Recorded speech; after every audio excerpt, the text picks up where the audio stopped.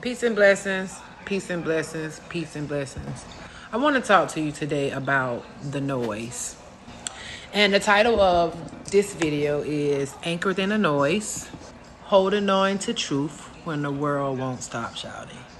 Yeah, so many distractions out here. We're living in the loudest season in human history. You got social media, you got so much access at your fingertips, right? Every scroll, every video that you choose to watch, every person that you come across has all of this knowledge that they have acquired in this new stage and age of human history, human development and evolution. So it takes away from peace because it's always something going on. There's always the next thing. There's always the what haven't I done? What can I do? I'm going to do it like them, or they did it this way, so I want to do it that. All the noise, all the distractions. But I'm here to tell you, the noise is not neutral. Distraction is one of the enemy's quietest weapons. The enemy's distractions will abort, stagnate, and detour the destiny and the plan that God has called for your life, for you to bring to pass, for his kingdom. And so remember, the noise is not neutral. It is here to distract you from the purpose at hand of what you're supposed to be delivering through you. We all have a purpose on this earth as humans. There is a form of evolution that we are supposed to step into and provide the masses with what they need so that we can continue to evolve in a healthy state. But because we have all of this noise, everything becomes diluted. Taking away the noise really causes you and requires you to sit still and birth what's in you for it to come out. We always supposed to work from the inside out, but in today's masses, we working from outside and bringing it in. It's wrong. That's why it's so much chaos, turmoil, and confusion and division. By the way, the next thing, comparison. Comparison is the thief in disguise. You're comparing your life, you're comparing your story, you're comparing your situation to all of these things that you see. All of these memories that people are posting, all of these experiences that everyone is sharing, and you're comparing yourself. You are placing yourself in a space that you do not belong because you're anchored in the age of noise. You're embracing the distraction. You're embracing the noise. You're embracing what is not neutral. Yeah. So quit comparing yourself because comparison is the disguise to distract you. Again, distraction, noise.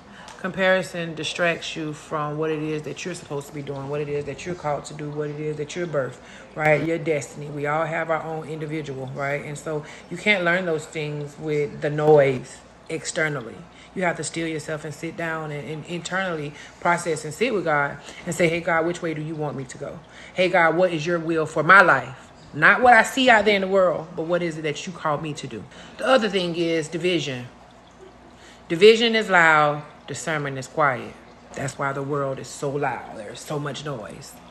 But the people that discern, the people that lean into wisdom is quiet because presence speaks for itself. The impact shows on its own.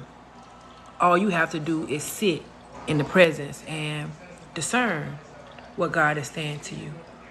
Discern the direction that God is taking you. Utilize wisdom to help you in your walk. But remember, on the other side of that is division.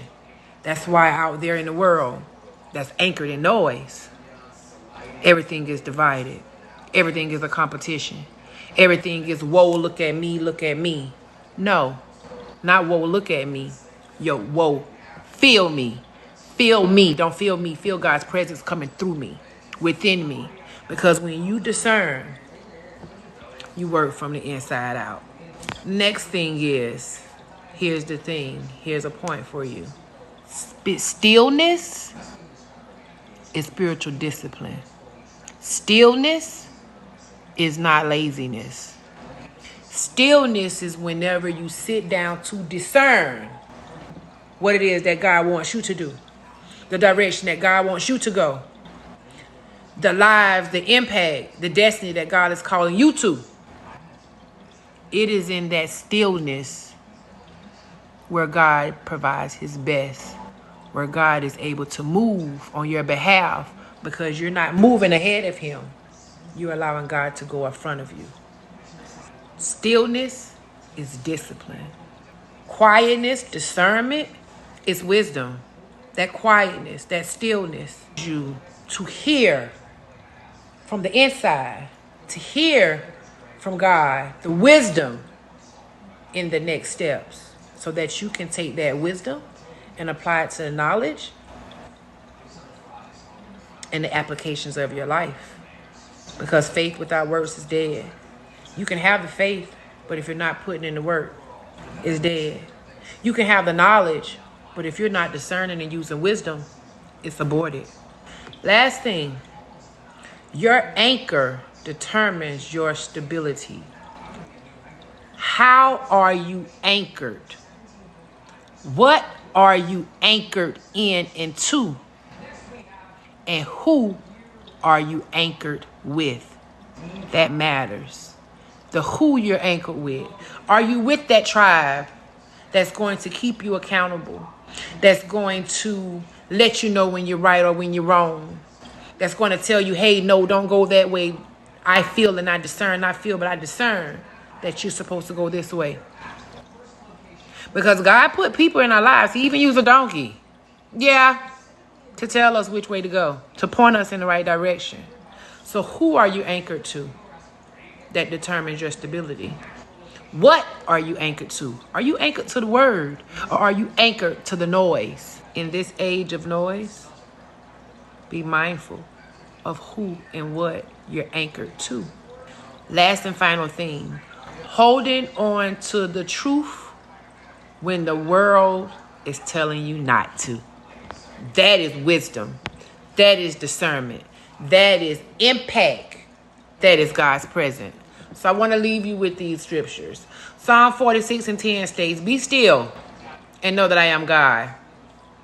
John 16:33, in this world you will have trouble, but take heart. I have overcome the world. And last but not least, Isaiah 26:3 says, you will keep me in perfect peace, and you will keep in perfect peace those whose minds are steadfast because they're trusting you.